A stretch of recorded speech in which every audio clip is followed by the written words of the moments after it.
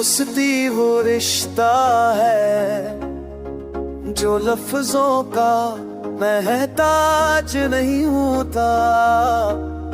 ये वो एहसास है जो दिल से दिल को छू लेता है। दोस्ती वो खुशबू है जो हर गम को मिटा देती है।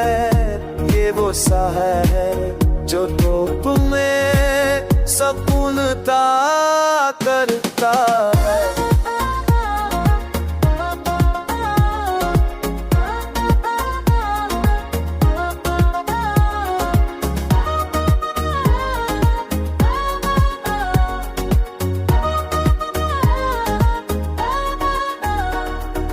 दोस्त वो है जो दुख में साथ खड़ा रहता है, जो हंसी में भी और आंसुओं में भी दिल के करीब रहता है।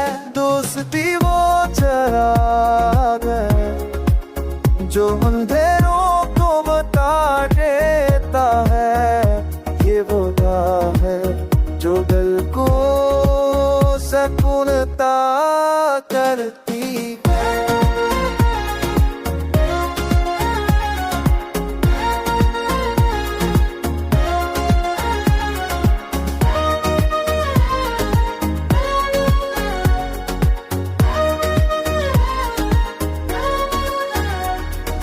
जब दुनिया बदल जाए दोस्त बदलते नहीं।